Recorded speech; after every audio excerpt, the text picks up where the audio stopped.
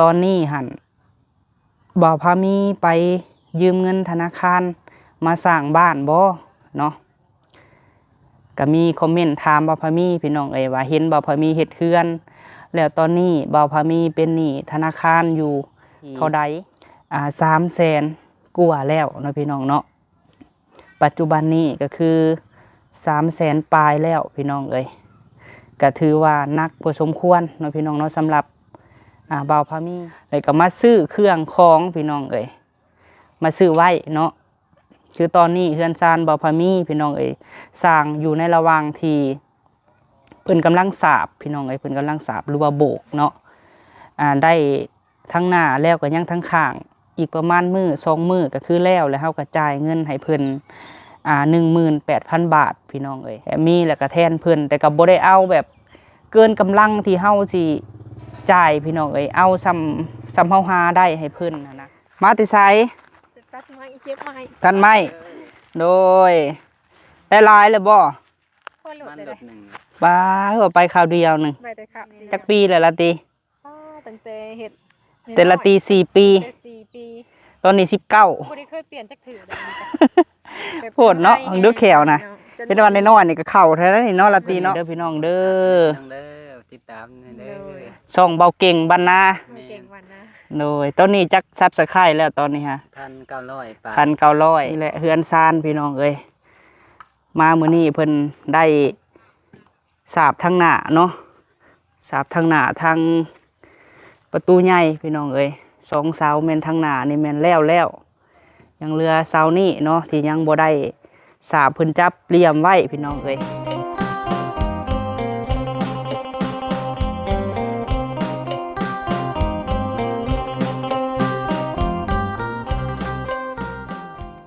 โดยกราบสบายดีพ่อแม่พี่น้อง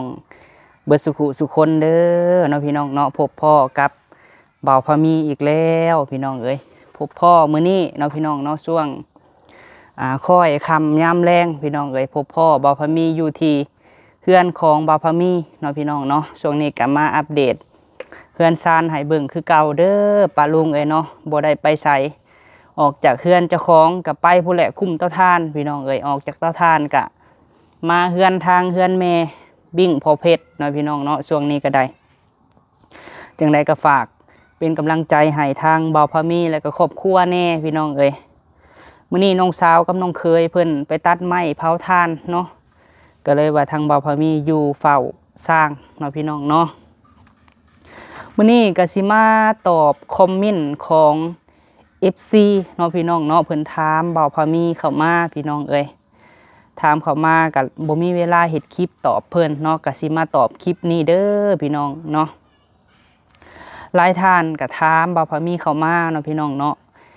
เฮ็ดเทือนเฮ็ดซานหลังนี้ใช้งบเท่าใดบ่าวพามีเนาะเพิ่นว่าจากมื้อนั้นฮอดมื้อนี้ตั้งแต่เริ่มปลูกสร้างฮอดปัจจุบันนี้เนาะพี่น้องเนาะเฮือนนี้เบิดเท่าใดแล้วเนาะเฮือนที่บ่าวพามีเฮ็ดพี่น้องเอ้ยเฮือนแม่นความยาวแม่น13 เมตรเนาะพี่น้องเนาะความกว้างแม่น7 คูณ 13พี่น้องเอ้ยตั้งแต่เริ่มแรกฮอดมื้อนี้เนาะพี่น้องเนาะที่เฮาเฮ็ดมาก็ไล่รวมๆแล้วที่ว่าบ่าวพามีจดไว้ทั้งค่าสร้างแล้วก็ค่าอุปกรณ์ต่างๆพี่น้องเอ้ยตกอยู่ที่300,000กว่าแล้วเนาะพี่น้องเนาะปัจจุบันนี้ก็คือ300,000ปลายแล้วพี่น้องเอ้ยก็ถือว่านักพอสมควรเนาะพี่น้องเนาะสำหรับบ่าวพามีพี่น้องเอ้ยเพื่อสิหาซ้ำนี้ได้ก็บ่แม่นของง่ายพี่น้องเอ้ยเก็บผีโฮมตั้งแต่เริ่มเฮ็ด YouTube พี่น้องเอ้ยเนาะแล้วก็มีแม่ๆ FC เนาะเพิ่นได้ซอยค่าน้ำมูกน้ำมันบ่าวพามีเข้ามาพี่น้องเอ้ยผู้ละ50 ดอลผู้ละ4-5 แสนผู้ละล้านพี่น้องเอ้ยเฮ็ดหันเฮ็ดนี่ไปซอยผู้นั่นผู้นี่เนาะตั้งแต่แม่บิ่งพ่อเพชรผู้ใดพี่น้องเอ้ยเพิ่นให้เฮ็ดหันเฮ็ดนี่เพิ่นก็ให้ค่าน้ำมึกน้ำมันพี่น้องเอ้ยก็เก็บจำนวนนั้นเนาะพี่น้องเนาะคืออย่างเส้นแม่รัดแม่เรื่องแม่ใจดีอยู่ต่างประเทศเนาะเพิ่นให้มาค่าน้ำมูกน้ำมันก็เก็บเอาจำนวนนั้นพี่น้องเอ้ยที่เพิ่นให้ลูกค่าน้ำมูกน้ำมันเด้อเนาะกลับไปซื้ออุปกรณ์พี่น้องเอ้ยคือแบบ ดินบล็อกบ่เป็นปูนเป็นเหล็กเป็นหยังบ่พอมีน่ะถามสร้างพี่น้องเอ้ยว่ามีหยังแน่แล้วก็ซื้อแล้วก็โฮมไว้พี่น้องเอ้ยเนาะหลายท่านก็มีคอมเมนต์เนาะพี่น้องเนาะเพิ่นเดี๋ยวบ่พอมีสิเอาขึ้นให้เบิ่งในหน้าจอเนาะคอมเมนต์เพิ่นถามบ่พอมีเข้ามาว่าตอนนี้หั่นบ่พอมีไปยืมเงินธนาคารมาสร้างบ้านบ่เนาะก็มีคอมเมนต์ถามบ่าวพามีพี่น้องเอ้ยว่าเห็นบ่าวพามีเฮ็ดเฮือนแล้วตอนนี้บ่าวพามีเป็นหนี้ธนาคารอยู่เท่าใดเนาะเพราะว่าเพิ่นว่าได้ยินคนเว้าเนาะว่าบ่าวพามีนี่ไปเอาเงินธนาคารมาเฮ็ดเฮือนพี่น้องเอ้ยคือว่าได้เฮือนซำนี้เนาะไปยืมมาเท่าใดแม่นความจริงบ่ที่บ่าวพามีเอาเงินธนาคารมาเฮ็ดเฮือนพี่น้องเอ้ยเนาะความจริงนั่นก็คือบ่แม่นเด้อพี่น้องเด้อเนาะคือบ่าวพามีแจ้งไปหั่นแหละเงินทุกกีบทุกบาทบ่าวพามีบ่เคยเอาเงินธนาคารมาเฮ็ดเฮือนซ่านพี่น้องเอ้ยแล้วเฮาก็บ่มีเงินแล้วก็บ่มีแนวสิ่งของสิไปจำเพิ่นแหละเพิ่นจักสิให้เฮายืมเงินฮอด 2-3 แสนบาทมาเฮ็ดเฮือนพี่น้องเอ้ยก็คือเงินทุกกีบทุกบาทแม่นเงินหาจากน้ำผักน้ำแห้งเฮาแล้วก็เงินแม่ FC ซอยแน่ก็คือไล่รวมเบิดทั้งบ้านประตอกประตูพี่น้องเอ้ยทั้งหน้าตอกหน้าต่างก็คือมีผู้ใหญ่เพิ่นซอยภาคส่วนหนึงแล้วก็หลายๆภาคส่วนก็คือให้ค่าน้ำมูกน้ำมันแล้วก็เก็บออมรอมริบจำนวนนั้นมาเฮ็ดเฮือนพี่น้องเอ้ยเพราะบ่าวพามีบ่ได้ซื้อหยังพี่น้องเอ้ยแทบจะบ่ได้ไปไสเนาะคันบ่มีโอกาสเลยก็บ่ได้ไปพี่น้องเอ้ยไปลิ้นไปเที่ยวบ่ได้คือหมู่เพื่อนนี่คือบ่มีเลยพี่น้องเอ้ยเป็นหมู่เป็นเพื่อนบ่าวพามีกับบ่มีเนาะเพราะว่านอกจากนั้นก็คือบ่เท่พี่น้องเอ้ยแล้วก็กายนั่นก็คือบ่มีแต่ดองแหลมแล้วก็ในครอบครัวเฮาเองเพราะว่าบ่าวพามีบ่มักไปเข้าสังคมอีหยังนำหมู่พี่น้องนอกจากถ่ายคลิปแล้วก็คือแล้วเนาะคือบ่แม่นว่าบ่อยากไปเด้พี่น้องเอ้ยแต่เฮาคิดเบิ่งเฮาแบบเฮาบ่มีพี่น้องเอ้ยสิไปเอาเงินจำนวนนั้นไปกินเหล้ากินเบียร์แบบสร้างสรรค์ต้องออกเงินออกหยังซอยหมู่เนาะพี่น้องเนาะฉะนั้นบ่าวพามีบ่ไปพี่น้องเอ้ยก็คือมีแม่ FC เพิ่นซอยเข้ามาน้ำมูกน้ำมันก็คือเก็บออมรอมริบพี่น้องเอ้ยจำนวนนั้นแล้วก็มาซื้อเครื่องของพี่น้องเอ้ยมาซื้อไว้เนาะคือตอนนี้เฮือนซานบ่าวพามีพี่น้องเอ้ยสร้างอยู่ในระหว่างที่เพิ่นกำลังสาบพี่น้องเอ้ยเพิ่นกำลังสาบหรือว่าโบกเนาะได้ทั้งหน้าแล้วก็ยังทั้งข้างอีกประมาณมื้อ2มื้อก็คือแล้วเฮาก็จ่ายเงินให้เพิ่น18,000 บาทพี่น้องเอ้ยกับติดกะโลเนาะติดกะโล21แก๊สก็ 2,100 แล้วก็ตบแต่งเสาทั้งหน้าแม่นเสาละ 2,000 ก็คือ 6,000 พี่น้องเอ้ยถ้าเฮาจ่ายเพิ่นจำนวนนี้แล้วเนาะพี่น้องเนาะจำนวนนี้แล้วก็คือโจ๊ะพี่น้องเอ้ยก็คือตอนนี้ก็หาไปซะก่อนพี่น้องเอ้ยก็บ่ฮู้กำหนดว่าเฮาสิได้ขึ้นมื้อนั้นมื้อนี้เนาะก็พุ่นแหละพี่น้องเอ้ยกะว่าอายุ 30-40 ปูจังได้ขึ้นเนาะก็บ่เป็นหยังพี่น้องเอ้ยดีกว่าเฮาบ่ลงมือเฮ็ดเลยเนาะคันสิท่าให้มีเป็นก้อนป้าลุงเอ้ยบ่พอมีหั่นหาบ่ได้พี่น้องเอ้ยเพราะว่าคุมื้อนี้ยอดไลค์ยอดวิวบ่พอมีหั่นตกเนาะบ่พามีบ่ได้ออกไปถ่ายคลิปทั้งอื่น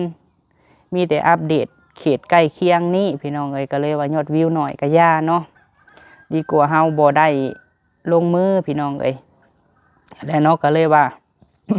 เฮ็ดคลิปเนาะตอบคำถามของ FC เข้ามาพี่น้องเอ้ย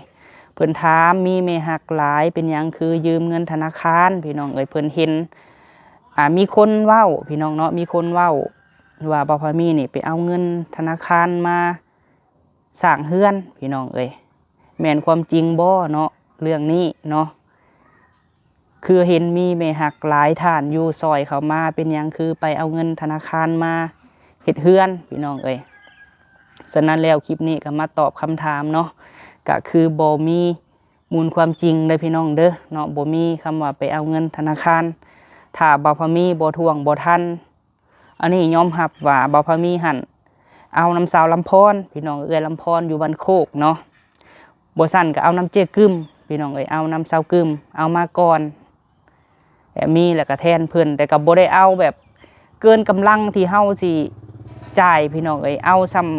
ำเฮาหาได้ให้เพิ่นนะเอาแล้วเฮาก็บ่ได้ใช้จ่ายในซุม4ซุม5ก็คือเอามาเฮ็ดเฮือนอันนี้บ่พอมียอมรับว่าเคยเอาน้ำสาวลำพรเนาะพี่น้องเนาะเป็น10,000 20,000พุ่นแหละเอาน้ำเอื้อยเพิ่นแต่ก็ใช้เพิ่นพี่น้องเอ้ยคือแบบดอกอีหยังก็เพิ่นบ่ได้เอาดอกพี่น้องเอ้ยก็คืออีต้นแล้วก็คือให้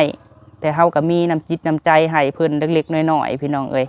นอกจาก 20,000ก็มีแถมให้เนาะแล้วก็คือเซากึมบ่พอมีก็เคยเอานำเพราะว่าคนเฮามันก็มียามบ่ท่วงบ่ทันพี่น้องเอ้ยแต่บ่พอมีก็บ่เคยเว้าออกสื่อเนาะก็ย้อนว่าเฮาบ่อยากเว้าพี่น้องเอ้ยแต่ว่าคือธนาคารบ่พอมีบ่ได้เอาเด้อพี่น้องเด้อให้บ่พอมีเป็นหยังก็ได้พี่น้องเอ้ยแต่สำหรับสาวลำพรนี่เคยเอาเนาะเอามาก็เอามาใส่ใจใส่เฮือนใส่ซานแต่สิเอาแบบเรือหาบเรือบ่าเฮาก็บ่ได้พี่น้องเอ้ยย่านเป็นหนี้เป็นสินก็คืออันใดที่บ่ท่วงบ่ทันก็เอาพี่น้องอันนี้ยอมรับพี่น้องเอ้ยโดยคือช่วงผ่านมาก็คือเคยเอาน้ำเอื้อยเพิ่นมาตลอดเนาะจังไดก็นี่แหละพี่น้องเอ้ยเฮือนซานบ่พอมีก็สิได้จ่ายภาคส่วนนี้แล้วก็สิได้โจ๊ะพี่น้องเอ้ยโจ๊ะซะก่อนแล้วก็บ่มีกำหนดเนาะพี่น้องเนาะคลิปนี้บ่พอมีก็ตอบให้แล้วเด้อพี่น้องเอ้ยหลายท่านถามมาเรื่องเอาเงินธนาคารมาเฮ็ดเฮือนเนาะมันบ่แม่นความจริงพี่น้องเอ้ยที่เพิ่นคอมเมนต์กับเพิ่นก็ได้ยินคนเว้าเพิ่นก็วันนี้เนาะคนเว้าให้ฟังพี่น้องเอ้ยว่ามีคนว่าบ่พอมีไปเอาเงินธนาคารมาเฮ็ดเฮือนเนาะคันไปเอาเงินธนาคารนี่ต้องมีแนวจำเพิ่นได้พี่น้องเอ้ยเป็นดินบ่เป็นรถเป็นอีหยังต่างๆเนาะอันนี้หันบ่แม่นเด้อป้าลุงเอ้ยเนาะบ่มีมูลความจริงแล้วก็อยากให้ FC เป็นกำลังใจให้บ่พอมีพี่น้องเอ้ยและจังใดก็ฝากเบิ่งคลิปให้แน่ป้าลุงเอ้ยพอสิความฝันบ่พอมีเนาะสำเร็จพี่น้องเอ้ยอาจจะช้าแต่ก็บุกบืนป้าลุงเอ้ยเนาะโดยป้าจังใดก็คลิปนี้พี่น้องเอ้ยเว้าให้ฟังแล้วก็สิพาพ่อแม่พี่น้องไปอัปเดตเบิ่งเฮือนเบิ่งซ่านน้ำกันพี่น้องเอ้ยว่าสร้างมื้อนี้เพิ่นแต่งเสาหรือว่าสาบด้านหน้าฮอดไซแล้วเนาะโดยป้าพี่น้องไปเบิ่งนำบ่พอมีเด้อบัดนี้เอาน้อยพี่น้องเนาะส่วงบรรยากาศค่อยค่ำยามแลงพี่น้องเอ้ยหน้าตูบบ่พอมีนี่ก็ท่านเนาะทางอันซื้อมาใส่ห้องน้ำพี่น้องเอ้ย3สอบแล้วก็เอื้อน้อยแน่แม่ตู้นอแก้วมาให้แน่แม่ตู้จ้อยเพิ่นก็มีน้ำใจพี่น้องเอ้ย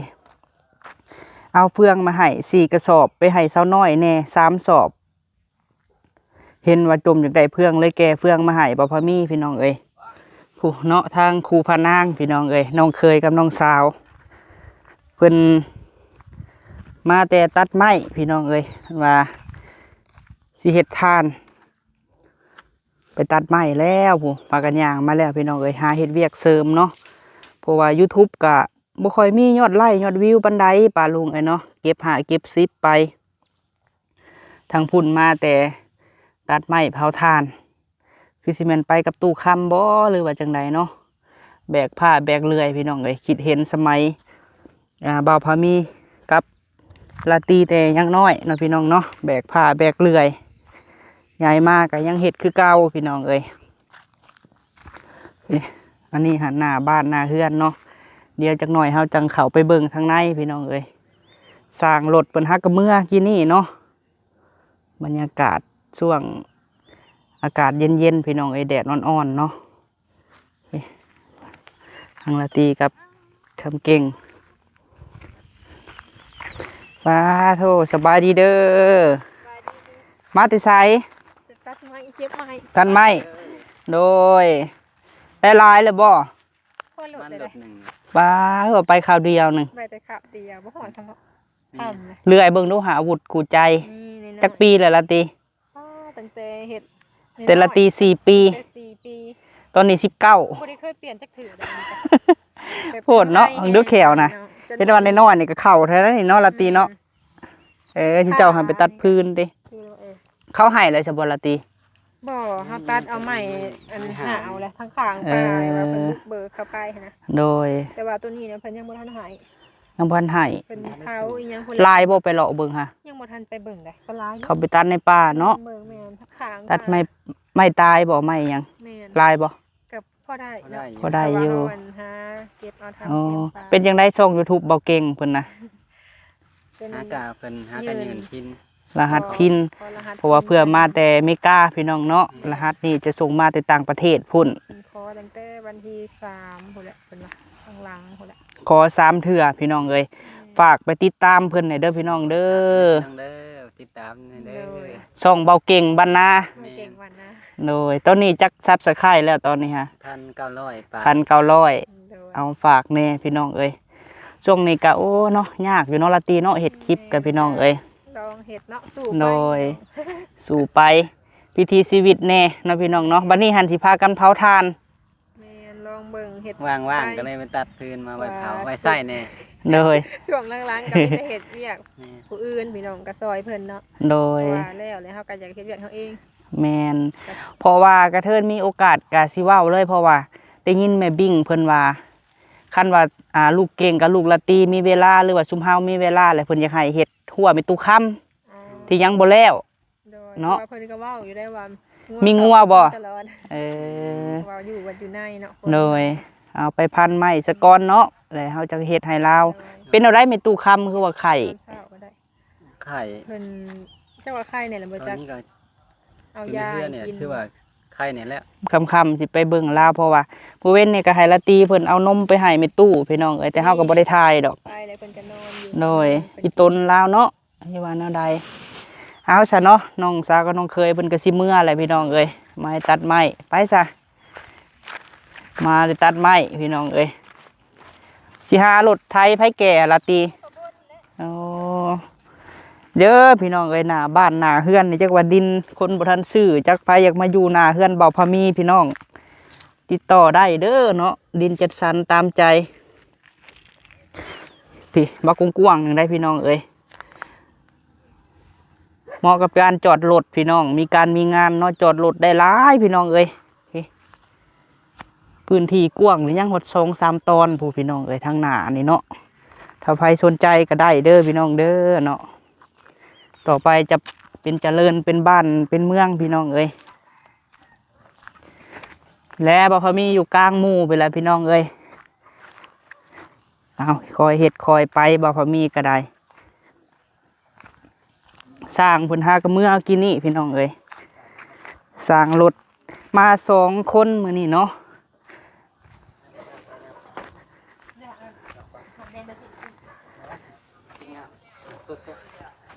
นี่แหละเฮือนซานพี่น้องเอ้ยมามื้อนี้เพิ่นได้สาบทางหน้าเนาะสาบทางหน้าทางประตูใหญ่พี่น้องเอ้ย2 เสาแม่นทางหน้านี่แม่นแล้วยังเหลือเสานี่เนาะที่ยังบ่ได้สาบเพิ่นจับเหลี่ยมไว้พี่น้องเอ้ยทางหน้าก็เรียบร้อยแล้วป้าลุงเอ้ยเนาะเพิ่นสาบนี่กำลังใหม่ๆมัดๆพี่น้องเอ้ยพวกเมื่อกี้นี่เนาะช่วงนี้บ่าวพามีกับรีวิวเฮือนตัวเองให้เบิ่งแน่เนาะพี่น้องเนาะก็เฮ็ดไปพี่น้องเอ้ยวิถีชีวิตเนาะนี่ทางพี่เพิ่นมามื้ออื่นก็ดำเนินการข้างนี้ข้างนี้ยังบ่ทันสาบเนาะมื้ออื่นน่าจะแล้วพี่น้องเอ้ยคันเพิ่นมาครบ 3-4 คนก็คือสิแล้วข้างนี้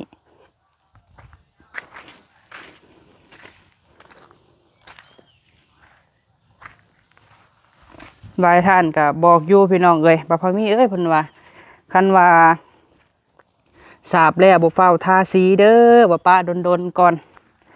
อันยังบ่ฮู้พี่น้องเอ้ยเนาะคือสิบ่ได้ทาดอกนี่แหละเฮ็ดซำนี้ไปก่อนเฮาสูบน้อยลมบ่แห้งพี่น้องเอ้ยคอยเฮ็ดคอยไปดีกว่าเฮาบ่ได้ลงมือเนาะพี่น้องเนาะสิท่าให้แต่ได้เป็นก้อนเป็นหัวก็คือสิบ่ได้พี่น้องเอ้ยซุมื้อแฮงหาเงินยากซ้ำข้างนี้เรียบร้อยแล้วเนาะไปเบิ่งเพิ่นใส่ประตูห้องน้ำก่อนพี่น้องเอ้ย บันบันไดนี่ก็ยังบ่ทันมีดอกพี่น้องเอ้ยหาบล็อกมาห้องไว้ก่อนนี่ประตูห้องน้ำเนาะเพิ่นอัดเข้าไปในหลายท่านก็ถามอยู่พี่น้องเอ้ยไม้ยังบ่พอมีไม้แดงเด้อพี่น้องเอ้ยนี่เนาะแต่เฮาก็บ่ได้กั้นดอกพี่น้องคันว่าเฮากั้นโซนส่วมโซนแห้งโซนอีหยังก็สิได้เพิ่มมูลค่าไปอีกพี่น้องเอ้ยก็เลยว่าเฮ็ดพอได้เข้าดีกว่าเข้าป่าพี่น้องเอ้ยแต่ก็ยังเข้าบ่ได้เนาะเพราะว่าเพิ่นยังบ่ทันเอาท่อลงพี่น้องเอ้ยได้ถามว่ากั้นได้บ่แต่ก็ต้องเพิ่มพี่น้องเอ้ยเพิ่มเงินอันนี้ก็ติดกะโลเฉพาะห้องน้ำนี่ก็ 2,100 ผู้พี่น้องเอ้ยหลายท่านก็ขอบคุณเด้อป้าลุงเอ้ยที่แนะนำบ่าวพามีเนาะก็อยากให้บ่าวพามีได้บอนอยู่คักพี่น้องเอ้ยแต่เฮาก็เฮ็ดสำงบประมาณพี่น้องเอ้ยบ่าวพามีก็เห็นสำนี้บ่าวพามีก็ดีใจแล้วก็ตื่นตันใจหลายเนาะก็บ่ได้คิดว่าเฮาสิมาฮอดจุดนี้พี่น้องเอ้ย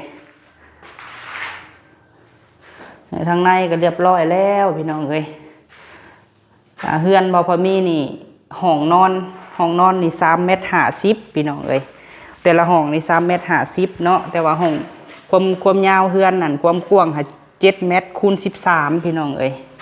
ความยาวน่ะ13 เมตรความกว้างน่ะ7 เมตรเนาะเอาไว้เฮ็ด2ห้องพี่น้องเอ้ย2ห้องพวกกะโหลกกะโลนี่ก็ป้าไว้นี่แหละพี่น้องเอ้ยซื้อมาป้าไว้ซะก่อนเนาะเท่าเฮามีงบเท่าเฮาหาได้บ่แหละพี่น้องเอ้ยบ่ฮู้ว่า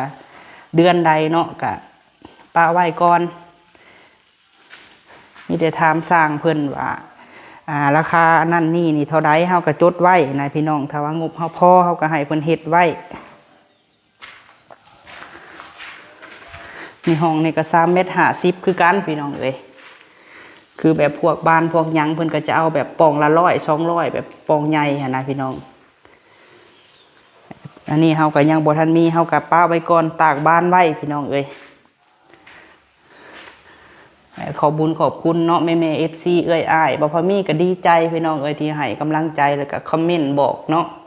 อ่านทุกคอมเมนต์พี่น้องเอ้ยนี่ก็หาที่ใส่เล็กพี่น้องเอ้ยแต่ก็สิได้โจ้ไว้ก่อนสำซาหาได้เนาะเฮ็ดได้หาได้สำคัญตอนนี้ก็คือห้องน้ำเลยถ้าได้เข้าห้องน้ำก็นั่นพี่น้องเอ้ยนี่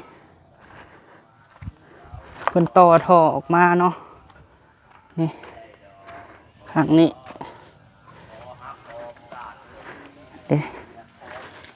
นี่ก็ท่อนำเสียต่อออกมาพี่น้องเอ้ยไล่ลงนี้อันนี้ฮะบ่อเฮาอาบในไล่ลงนี้เนาะอนาคตข้างหน้าก็คือขุดล่องพี่น้องเอ้ยขุดล่องพุ่นแหละไปทางหน้าบ้านพุ่นแหละเนาะไปทางขุดล่องน้ำเสียอันนี้คุมใหญ่มื้ออื่นเพิ่นว่าสิเอาลงพี่น้องเอ้ยมื้ออื่นเช้าเพิ่นมาครบทีมแล้วเพิ่นสิเอาท่อลงก็สิได้เข้าพี่น้องเอ้ยเพราะว่าทานเฮาก็มีแล้วตอนนี้เนาะอันนี้บ่าวพามีคิดว่าสิบ่ได้ก่อขึ้นอีกพี่น้องเอ้ยเนาะมีแต่ใส่เล็กเอาพี่น้องเอ้ยใส่เล็กเอาทางหลังเพิ่นนี่ก็ยังบ่ทันสาบมื้ออื่นพุ่นแหละพี่น้องเอ้ยมื้ออื่นเพิ่นคือสิได้สาบเนาะข้างนี้เรียบร้อยแล้วพี่น้องเอ้ยคอยเฮ็ดคอยไปเนาะถ้าว่าอันนี้หั่นเพิ่นขีดไว้เพราะว่าเพื่อสิใส่บัวพี่น้องเอ้ยบัวที่ว่าเป็นปูนหั่นเนาะจับบัวแบบตบแต่งหั่นนะเพิ่นก็เฮ็ดไว้เพิ่นก็ว่าถ้าเฮามีงบเฮาก็เฮ็ดพี่น้องเอ้ยบ่ฮู้ว่าปีใดเนาะแต่ก็เฮ็ดแต่คือสิบ่ได้ขึ้นง่ายดอกพี่น้องเอ้ยเพราะว่ามันยังบ่แล้วบ่พอมีก็บ่อยากขึ้นพี่น้องเอ้ยคอยเฮ็ดไปอายุ30 40สิบ่แล้วบ่เนาะนี่แหละจากนั้นก็ขอบคุณแม่ๆ FC หลายๆท่านเด้อพี่น้องเอ้ยเนาะที่ให้กำลังใจบ่าวพามี ตลอดเนาะครอบครัวบ่าวพามีพี่น้องเอ้ยตั้งแต่จากมื้อนั้นฮอดมื้อนี้เนาะก็ขอบุญขอบคุณหลายๆที่ว่าบ่ปะบ่ทิ่มคือบ่าวพามีว่าแหละพี่น้องเอ้ยเฮือนซ่าน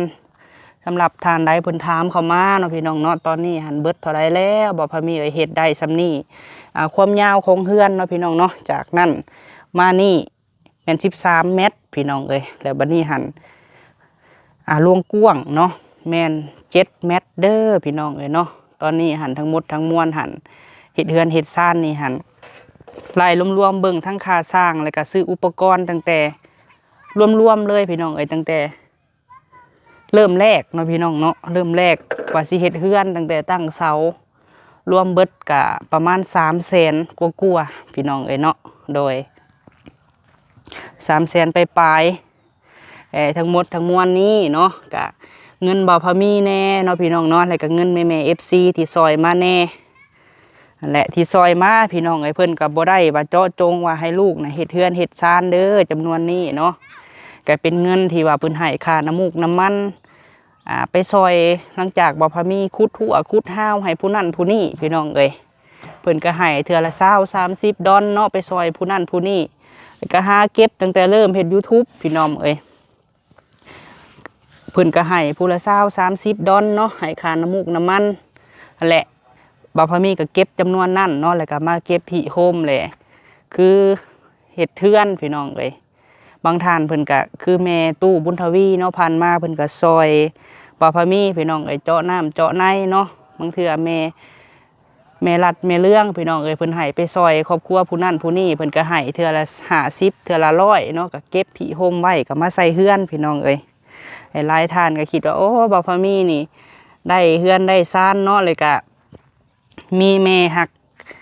ให้แบบสั้นแบบซี่เนาะพี่น้องเนาะแต่ที่จริงเพิ่นก็ให้ค่าน้ำมูกน้ำมันแต่เฮาเก็บโฮมเงินจำนวนนี้พี่น้องเอ้ยจำนวนที่เพิ่นให้ค่าน้ำมันเฮาแต่ละเทื่อแล้วก็เงินเก็บออมรอมริบพี่น้องเอ้ยเก็บโฮมแล้วก็มาเฮ็ดเฮือนเนาะพี่น้องเนาะแล้วก็เฮาเว้าในคลิปพี่น้องเอ้ยก็คือก็เป็นเงินน้ำผักน้ำแห้งแน่แล้วก็เงินผู้ใหญ่ใจดีใจบุญเพิ่นให้ค่าน้ำมูกน้ำมันเฮาก็มาเฮ็ดเฮือนพี่น้องเอ้ยโดยก็ขอบุญขอบคุณเนาะเริ่มแรกก็แม่ใจดีเพิ่นอยู่ทางต่างประเทศพุ่นแหละพี่น้องเอ้ยซื้อเสาซื้อบล็อกให้แล้วก็หลายทานเนาะเพิ่นก็ให้ไปซอยผู้นั้นผู้นี้แล้วก็ให้ค่าน้ำมูกน้ำมันก็เก็บเล็กหาน้อยพี่น้องเอ้ยน้ำผักน้ำแห้งเจ้าของตั้งแต่เริ่มเฮ็ด YouTube พี่น้องเอ้ยบ่าวพามีก็บ่ได้ซื้อหยังเนาะมีแต่ซื้อสิ่งที่จำเป็นใส่เฮือนใส่ซ่านพี่น้องเอ้ยเพราะว่าคันเฮาสิเฮ็ดบัดเดียวนั่นเงินเฮาก็บ่พอพี่น้องเอ้ยเฮาก็เลยว่า